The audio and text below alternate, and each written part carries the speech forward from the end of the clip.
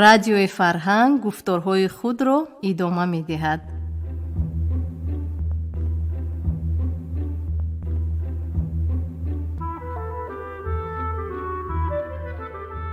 салом шунавандаҳои азиз, ҳоло аз хазинаи тиллоии радио романи иҷтимоӣ палатаи кунҷакиро аз рӯи асари нависанда Фазлиддин Муҳаммадиев бишнавед. ровӣ ҳунарманди мардумии Тоҷикистон Ҳабибулло Абдураззоқов.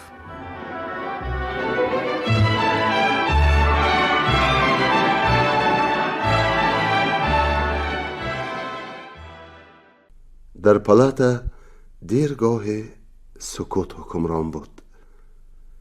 гӯш кунед, носирҷон, садо баровард Ивон амак. медонам шумо ин саволро маҳз ба ман надодаед. ғайр аз ин маълум мешавад ки дар ин бобат бисёр андеша кардаед. лекин барои ман ин чиз, ин масъала ҳатто дар гӯшаи хаёл набуд. бо вуҷуди он ба шумо як мисол оварам. гӯшам ба шумо, Андреич. масъалаи тарбияи ҷинсии бачаҳо ба ёдам расид. инсон хоҳ зану хоҳ мард то калон шуда манбаъи мӯйсафид шуданаш тақрибан ҳама чизе ки ба муносибати марду зан дахл дорад мебинад, аз сар мегузаронад ва мефаҳмад. оё ҳамин тавр нест? вале Андреич, давом диҳед. чаро мо тарбияи ҷинсии бачаҳоро, хусусан наврасонро аз мураккабтарин ва нозуктарин соҳаҳои тарбия мешуморем? чаро мо аз кӯдакӣ ё ақаллан аз давраи ибтидои балоғат сар карда ҳамаи маълумоти дар ин соҳа мавҷударо ба фарзандонамон якбора арз намекунем? шумо, Андреич, аҷоиб. сабр кунед, носирҷон, чунки ақида дорем ки аз ҷиҳати педагогика саҳо мешавад. мо ақида дорем ки на ҳама чизро гуфтан зарур аст, мисли рашк ва баъзи сабабҳои физиологии вайронкунандаи оилаи нав ҷиҳатҳое ҳастанд ки худи кас бо мурури замон бояд сарфаҳмашон равад.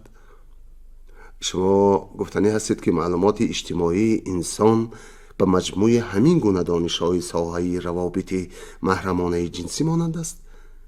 ин муқоиса фақат аз як тараф асос дорад. аз он ҷиҳат ки ба сари ҷавони, мисол гирем, 16-17 сола якбора фурӯ овардани маълумоти зиёде чӣ аз роҳҳои сохтмони ҷамъият, чӣ оид ба маслаҳҳои маҳрамона ва баси нозуки робитаи марду зан барои шуури ӯ гаронӣ мекунад. ва чунон ки бори ин гуна бори вазнини маънавӣ низ ниҳоли ҳанӯз обутоб наёфтаи ҷавонро эҳтимол маъюб намояд. ташбиҳи шумо фақат аз ҳамин тараф асосе дорад. дигар ба ин масъала мебахшед, Андреич, дахл надорад. рост мегӯяд ин одам. ба худ андешид, Иброҳимҷон. худамон дар матбуот, дар суҳбатҳо эътироф мекунем ки суръати дигаргуниҳои маънавӣ ва рӯҳӣ аз суръати табаддулоти иқтисодӣ қафо мемонад. ҳар касе ки ба майдони зиндагонӣ қадам мегузорад, дар айни ҳол ба арсаи амалиёти иҷтимоӣ мебарояд. агар вай дар хусуси муҳлатҳои кам ё беш аниқу возеҳи тағйироти маънавӣ тасаввурот дошта бошад, оё бад аст? оид ба хароҷоту даромад, доир ба сохтмони хоҷагӣ ва маданӣ, нақшаҳои 5 сола, нақшаҳои перспективӣ мекашем. дар бораи ба фалон дараҷа бардоштани шуури одамон ё конкреттар гӯем, дар хусуси барҳам додани фалону фалон нави норасоияҳои ахлоқӣ, майпарастӣ ё ошнобозӣ. масалан, нақшаҳои 20 сола тартиб диҳем, ягон кас механдад? олимони иқтисодшинос ҳар сари чанд гоҳ таносуби инкишофи истеҳсолоти гурӯҳи А ва гурӯҳи Б-ро таҳлил мекунанд. агар ин таносуб ақаллан заррае аз доираи эътидол баромада бошад ё ҳатто хавфи дар ояндаи на чандон наздик аз эътидол баромаданаш маълум шуда монад, сахт ба ташвиш афтода дарҳол тадбире меандешанд. дар соҳаи таносуби неъматҳои моддӣ ва маънавӣ низ тадқиқоти доимӣ бурда шавад, чӣ вадӣ дорад? охир дар мамлакат ҳазорон нафар ҷамъиятшиносон, рӯҳшиносони дурандешу нуқтафаҳм ҳастанд. иброҳимҷон боз ба мунозираи ҳамхонаҳо гӯш дод. зор монад ин диалектика, мегуфт Ивон амак. با تو بودن هم مشکل، بی تو بودن هم مشکل. گویا این مقاله رو در حق دیالکتیک بافتند. دیالکتیک با شما چی بدی کرد؟ از نو به خروش آمده به سر ایوان عمک نزدیک شد ناصر عباس. بدی نه، گرنگ میکند. زهرخنده کرد ناصر عباس. من گفتنی که گاه بی‌پروا میکند کسه، گاه سری کلابه گم میکند. بی‌پروا؟ با اون معنی بی‌پروا که مسئله های مرکب را به تگ رسیده نتوانسته روی گفته دست میافشانی، اما آن را از اعتبار ساقط هم کرده نمیتوانی. ایوان عمک دست به پیشانی برده آن را مالش داد و زور زده چیزی را به یاد آوردنی میشد. مثال ده ناصر جان، به طرفداری جانورها نمایش ها ساختن هم کار انسان، از گوشت بره سیخ کباب خوردن هم کار همان انسان. پریروز از یک مجله هفته‌ایه خواندم که زنی به مقابل در لابراتواری ها برای تجربه استفاده شدن خرگوش، سگ، موش و مانند این اعتراض کرده مقاله نوشته است. هفته دیگر پسرشش کسل شده است. برای کودک دارو لازم شده است. از همان نوع داروهایی که در نتیجه تجربه به خرگوش و سگ و موش به دست می آورند، زن اکنون از استفاده آن دارو دست نکشیده است. به هر حال دیالکتیک عیب ندارد. گپ در کله خودمان، گفت ناصر عباس و به دالان برآمد. وی هم قریب صحت شده است. از دل گذرانید ابراهیم جان. حالا به کار و بارش اصل قدیم بر این مشغول خواهد شد، لیکن من بعد باید احتیاط شود. این طور بناگاه به شور آمده به اضطراب افتادن گیرد، دلش را باز افکار می کند. ابراهیم جان پیت مناسب یافته از این نقطه به زرداد خان اشارتی می کرد، کاری ثواب می شد. از روی نقشه کینستودیا ابراهیم جان می بایست از حیات جنگلبانی، از پرورش حیوانات وحشی فیلم می برداشت. نقشه های آنان همین گونه اند. در فیلم های حجتی مثلا در ظرف سال برداشتهشون باید کاروبار و زیست زندگانی مردم همه ساحه های خواجگی و مدنیت انعکاس یابد. خوب می شود اگر حتی چنین شاخه های جزئی روزگار به مانند کاریدارخانه ها، فابریکه بازیچه ها، نگاه و بینی چراگاه از نقشه بیرون نماند. او به نزد خرامان برای خیر خوش آمد. چند روزه می روید؟ نمیدانم. به جنگل کوهی با کار اولین بار می روم. سردار می گوید که کمش 2 هفته می مانی. خیر راه سفید، ما داغویی که کارتون برار گیرد. مرا همین قدرش کفایه که فراموش نکنید. با کسی شناسا شدن آسان نیست، آشنا را فراموش کردن هم سهل نیست.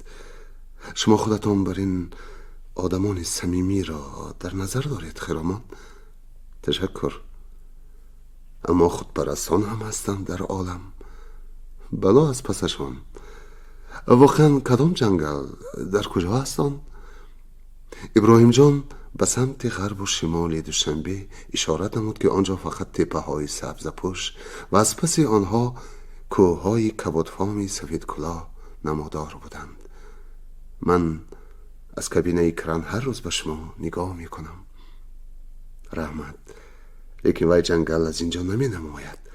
دور، در همان جایی که نهر الماسی از دامنی پریخ ها ابتدا می گیرد.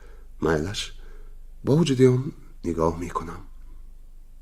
خرامان این گو را هزلامیز می گفت بی شبه، اما با ابراهیم جان هر روز چنین می نمود که دلبرش به سوی او از دور نظاره می کند، هر دم یاد می کند، برای کار می طلبد. ابراهیم جان خوب جریان گرفتن کار 3 هفته نش را از شفاعت غایبانه خرامان می دانست. روزی او اسبکی می رفت و نخستین بار در عمرش اسب سوار شده بود. همراه زینی تکبندش کاواک شده سرازیر افتاده به آب سرد نهر سر تا پا شلته شد. هوا خنک بود. در وادی ها بادام گل کرده باشد هم در کوهسار بلند دم بدم برف می بارید. با اصرار جنگلبان جلوی اسب را به او داده خود تا با ششگاه پیاده در کوه و کوتل می دوید تا که به قول آن مردی با تدبیر جگرش را سرما نزند. از این تهلکه مفت خلاص شدنش را نیز و از شفاعت یار می دانست. در باران سیل طوفان مانند کوهستان راه گم نزدنش، به شرایط نازمود و گران زندگانی جنگلبانان تاب آورده نتوانستنش و از سلسله سنجش‌های سخت دیگر گذشتنش را نیز از شفاعت خرامان خیرخواهی او می دانست که عاقبت نیکی سفر او را نگران است. نیتش اول این بود که فیلمی بیشتر منظروی می بردارد، درباره زیبایی های کوهسار درخت پوش حصار، درباره عالم حیوانات آن، کبک‌ها، مرغان خوشلهان، روبا، گرگ، خرس، خوک وحشی. میسر شود از کردوکار خرس مفصلتر به نوار عکس میگیرد، لیکن فیلم اساساً حکایتی شد دایر به جنگلبان، آید به کسب نادیر و مهمی که اکثر تماشابینان درباره وی تأثیرات کافی ندارند، چون که این گونه کسب در تاجیکستان پیش وجود نداشت. حالا که دولت و جمعیت‌های اختیاری هواخواهان طبیعت حفظ رستنی و جانوران کوهی را به عهده گرفتند، صاحب این کسب را به آدمان معرفی کردن ثواب میشد. روزهای آخر به سوز فراق به زور طاقت میکرد و از بی‌صبری خودش گاها به حیرت میافتاد. پیشتر وی به سفرهای طولانی بی‌پروا رفته می آمد. تهیه یک فیلم از حیات کرمک پروران کانیبادام 1.5 ماه کشال شده بود. بار اختیاری به خارق بیرفت تا رفت ساختمان پایه نوی هیکل لنین را به نوار بگیرد. دقت او را همین جهت سوژت به خود کشیده بود که سخن درباره نخستین هیکلی با کوهستان بدخشان آورده شده پیشوا می رفت. همان هیکل تبرکی که در زواد کراسنی ویبرژیتسی پترگراد از برنج ریخته سال 1925 آن را اسکران سرخ به خارق آورده بودند. فیلم در 5 روز تیار شد، اما ابراهیم جان 2 ماه دیگر در خارق ماند. هوا ویران بود، سمالیات نمی پرید. انا پگاه من فردا هوای علم می شود گفته 2 ماه در انتظاری گذشت. از این تأخیر ابراهیم جان چندان غصه نخورده است. آخر هم ماشین سوار تا به شهر اوش برفت و از آنجا با پای سوار شده به خانه برگشت. اکنون از دوشنبه تاب و توانی دوری نداشت. قسم اولی کار را در استودیو انجام داده فیلم را به رفیقانش نمایش داد و هنوز به آواز بود و خود ابراهیم جان در یک گوشه زل ایستاده قهرمانانش را معرفی می کرد، رفتی واقعه را شرح می داد. فیلم تمام شد، چراغ‌های تالار را درگراندند، همه خاموش می نشستند. چیزی به نوار گرفتش به خود ابراهیم جان معقول بود، لیکن از سکوتی بر دوامی همکارانش را دیده به اضطراب افتاد. لحظه ای در دلش شبهه پیدا شد که ظاهراً بر محل خرسندی کرده است. این دفعه هم اولین شده قمر از جای برخاست. نغز ابراهیم گفتو یاد داره فیلم چوپان را همراه گرفته بودیم. چوپان در فستیوال مکافات گرفت، طرف شاگردی که در حیرت کند استاد را. میبخشی من خود را استادی تو اعلان کردنی نیستم، گفتنی هستم که تجربه من از تو کلان تر. تو از چوپان 10 لای گذراندی. قائل آفرین. او با هیجان گپ میزد، سیگار برآورده دود کنانید. تو به ما شخصی را نشان دادی که بیننده به او حتما دل میبندد. تلاطم سیل، باد دیوان افزایی که سر درختان را با پای همدیگرشان بر روی خرسنگ ها خم می کند، گرگ گرسنه، خوکهای وحشی، خرسبچه های مشغول بازی، روزگار پرزحمت جنگلبان. همه این را دیده کس این مرد را چی گویم، قمر دمی پیشانش را مالیده فکر کرد. کس خود را در پیش جنگلبانی تو کیم چخیل یک قرضدار بر این حس می کند. مقصد هم به خیالم همین بود. آفرین عالمی. آره، قمر برخلاف عادت جدی گپ میزد. اگر همین وریانت نیم خام به آواز فیلم او را اینقدر متاثر کرده باشد، پس تخمین مؤلف درست بوده است. دیگران نیز هم فکر قمر بودند. سردار اگر حضور می داشت نیز تعریف می کرد بیشک. ابراهیم جان از تقدیر خود می بالید که به محیط آدمان راست قول و نیک دل افتاده است. او می دانست که در دیگر جایها، حتی در یک دو گروه دیگر استودیو خودشان هم حسد، رشک و ناتوانبینی بعضی ذاتها عیش صنعتکاران را تلخ می کند. شخصانی هستند که به ظاهرشان نظر کنی آدمی دوپدرست، عاقل، فاضل به معنی می نمایند، ولی اگر نوی کرده از باطنشان آگاه شوی، از برای کار هم کسب گویا به سرشان مصیبتی رفع ناپذیری افتاده باشد، سخت اندوهگین می شوند. در آتش حسود می سوزند و بریان می شوند. حتی در خانه به ماتم می شینند. اثر خوبی را ببینند، به مردانه تنتیهانه این چیز خوب است گفتن زبانشان نمی گردد. فقط بعد آن که اثر از طرف یگان خادم نامور صنعت اعتراف شد، یا پس از آن که بیرون از خاک ریسپوبلیکا در یگان کشور برادری، یا چنانی که اکثرا می شود از طرف منقدان مسکو بهای خوب گرفت، ناعلاج می گویند فلان چیزتان را دیدم، درست می شود؟ گویا اکنون فقط به همین قریبی دیده باشند. در همین جا هم به اعتراف کردن گردنشان یاری نمی دهد. در دل سیاهشان تیغ حسد زبان انصاف را بریده است. ای فلک، می گفت ابراهیم جان در این گونه موردها دلتنگ شده، چرا انسان را، زیباترین موجودات را خصلت‌های نازب بخشیده ای؟ و از کینستودیا برآمده به جستجوی خرامان افتاد و او را از درآمدگاه تریستی ساختمان دریافت. اوضاع خرامان پریشان می نمود. بخیر؟ با خواطر پرسید ابراهیم جان. بران سوخت. بران؟ ابراهیم جان در حال منارکران را پیش نظر آورد که در کیم کجایش بران یعنی زریحی پولادین داشته است و کثافتی سرزده آن سوخته فرو ریخته است. خرامان با لبخندی تأسف آمیزی شرح داد که او را به انجمن بناکاران جوان آسیای میانه برو گفتند، اما او التماس کرده است که کسی دیگر را بفرستند. حجتی که برای غیر نوبت گرفتن بلیط عملیات به او داده بودند، یعنی بران، مهلتش گذشته سوخته است، ساقط شده است. خیر، آخر چرا کسی دیگر را نفرستادند؟ عوض من از کمیته مرکزی کانسمال تعیین کرده بودند که محض من بروم. دیدید با چگونه شخصی با نفوذ شناسایی دارید. باز شوخی کرد خرامان. از افتش به سردارمون از کمیته مرکزی کانسمال یگان چیزی نافارم گفتند. هنوز نرفتنی مرا با مساهله کاری سردار حمل کردند که آتشین شده خیلی کاهش کرد. به هر نوعی که خواهی هاشک الله میروی میگویند. خود انجمن در کجا میشده است؟ تاشکند. غم نخورید خرامان، تا فردا سحر شما را به تاشکند رسانم. با ماشین میروید؟ خرامان ممنونانه تبسم کرد، به علامت رضا سر جنبانید. ابراهیم جان به ساعت نگریست. وقت دوشنبه و تاشکند فرق ندارد. انجمنها، جماعتهای با تنتنه عادتا ساعت 10-11 روز سر می شوند. در اختیار آنها رسا 18 ساعت وقت است.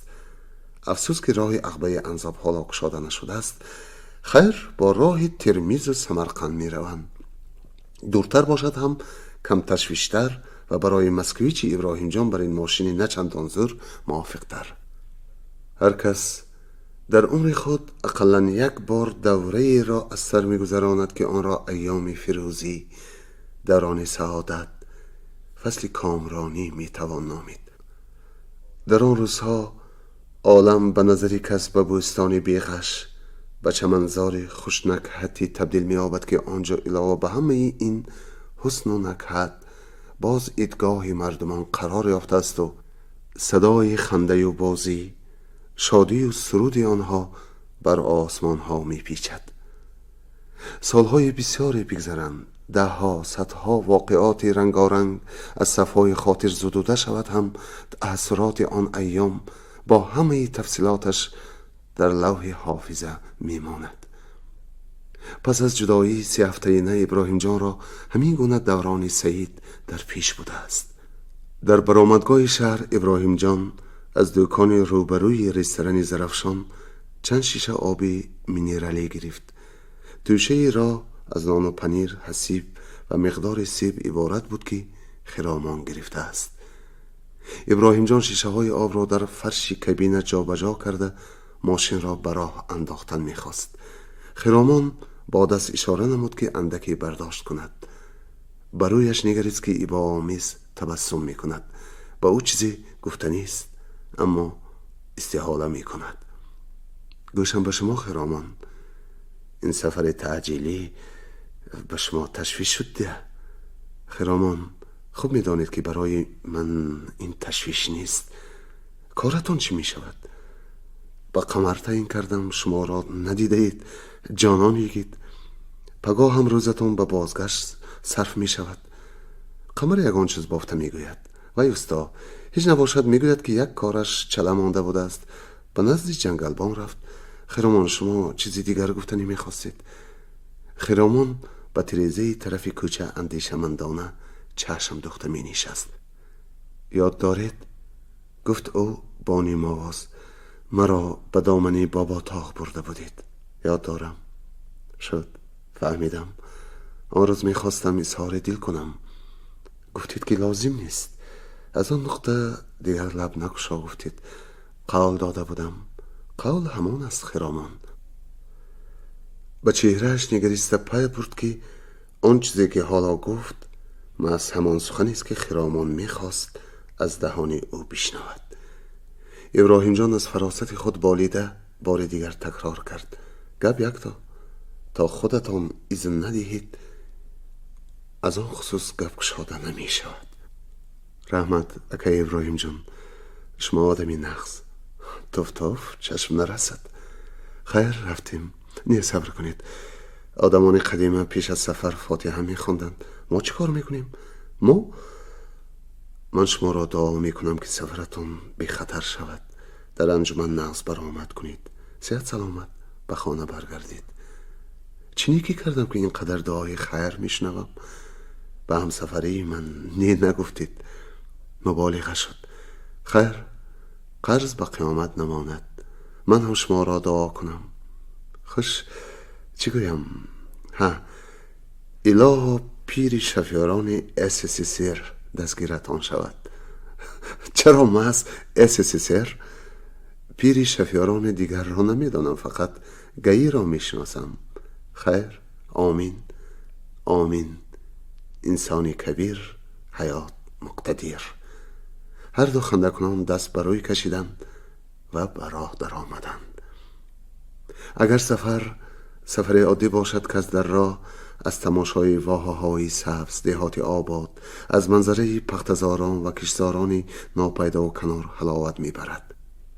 چون که هرچند طبیعت به سر خود زیباست، حسن آن جایی که با دست آدم آباد شده است دوچندان است.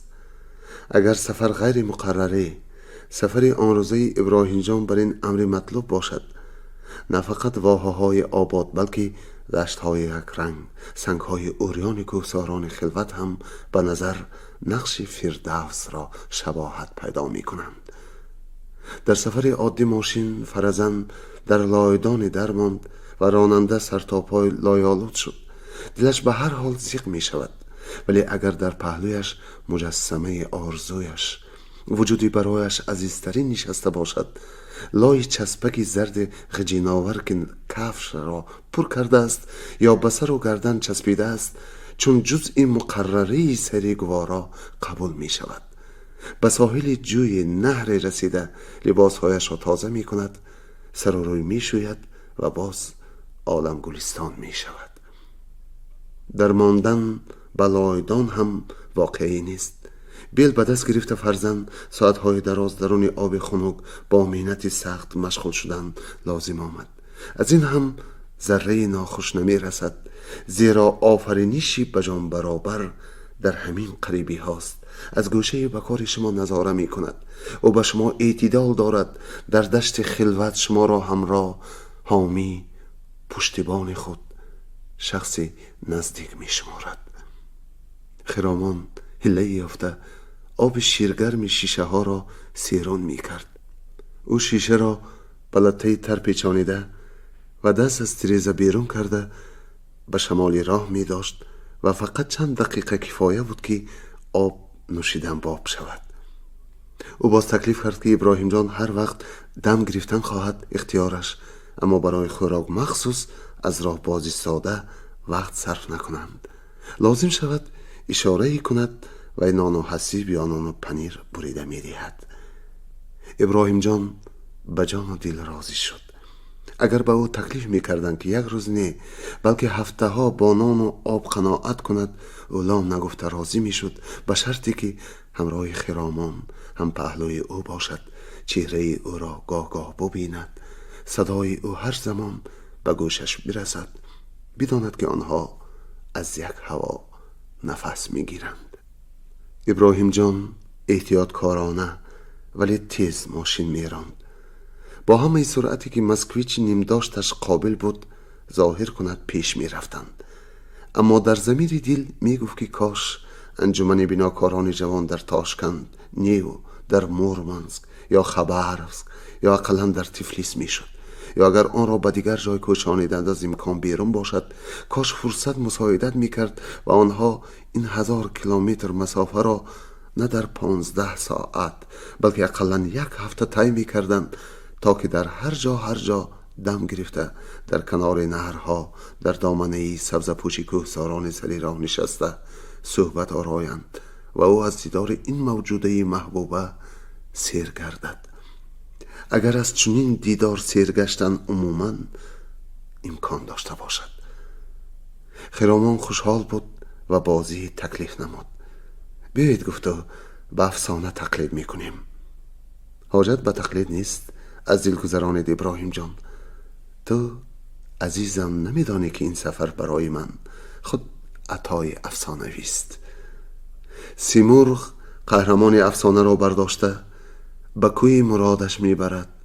سخنش را دوام میداد خرامان. آنها برای راه دور و دراز گوشت و شیر ذخیره کردند. سیمرغ تعیین کرده است که هرگاه گوشت طلبم شیر میدهی، شیر بخواهم گوشت. به همین منوال پرواز کرده از بالای دریاهای آتشین، جنگل‌های کسناگذر، کوه‌های آسمان خراش و بیابان‌های سوزان بیکران می‌گذرند که آنجا اگر پرنده پرد قناتش، آدمی زاد پا نهد ذریاتش می‌سوزد. شما هم که ابراهیم جان آب خواهید، نان گویید، نان خواهید، آب. خب راضی؟ یاد دارید در افسانه دیوها هم همین طور عکس گفته خود یا عکس فرمایشی دیگران را میکنند. دیوها؟ دیو باشد من راضی نه. شما کجا و دیو کجا؟ او میخواد شما پری، فرشته، ملکه حسن بگوید، اما قول خود را به یاد آورده زبان نگاه داشت. بیملال باشد آب گویم آب دهید، نان گویم نان. نخواهید اختیارتان. در یک روز از تشنگی کسی نمرده است. ای شما عجیبه که ابراهیم جان، طعنه‌آمیز گفت خرامان. این هزل ده. گفتن که من در را دیو شدم و شما سیمرغ. هزل باشد هم من راضی نه. من این خیل هزل را نمی بردارم. با قیافه جدی اعتراض کرد ابراهیم جان. او بارها پی برده بود که خرامان خیال رنگینی، خیالی بس چابک قبیل پروازهای بلند دارد و از این حال اکثرا می بالید، اما بعضا به خیال می رفت. خیر نباشد بیایید مسیحت دید که در انجمن من برآمده چی ها گویم. بدونید راستش من از همین عذاب فکر و خیال خلاص شوم گفته به تاشکند رفتنی بودم که نشد. به مکانیزم ها خوب نگاه و بین میکنیم، پلان را فلان فایز اجرا میکردیم، عهده‌دار میشیم. این گپ ها همه دهان زدن. یکان چیزی تازه گفتن لفظیم. آخر انجمن آسیای میانه. به هر حال خودتان به گپ است آخرمان. در یک سال آخر من 3 بار نطق شما را شنیدم. نخواد کی؟ از کجا؟ اول در مجلس مشورتی بیناکاران ریسپوبلیکی خودمان. شما نبودید که؟ در گوشه سامی بودم. مجلس را قمر به نوار می گرفت. ولی چه برای کارگریزی یگان روز از کیناستودیو پیش کنند چی می شود؟ عجب می شود. شاگردی کرندار می شوم. های های، باز گپ به همان طرف رفته ایستاده است. به همان طرفی نوکه گفتم. من گفتنی بودم که در مجلس مشورت خوب نطق کردید. در خصوص دقیقه های رایگان رفته، سیگارکشی های یک ساعته گلکاران، بیتانریزان، هرزگویی های بیهوده آنها و این موضوع برای مشورت داخل ریسپوبلیک موافق تر. پس ابراهیم جان سرعت را کمی سوس کرده یک به قفا به خرامان نگاه کرد. روزی از کیفیتی کسب کرنداران نقل کرده بودید، یاد دارید؟ بلندتر از همه امارت ها، بلندتر از درختان بلندترین، در آغوش آسمان صاف و هوای تازه نشسته اید. در دقیقه های فارغ از کار به سر کس اندیشه های حکمت آمیز می آیند، آید به زندگی آدمان امروز و فردا. به خاطرتان رسید؟ خرامان ها گفت و به اندیشه رفت. ظاهراً نوگی رشته نطقش یافت شد. بگذار فکر کند.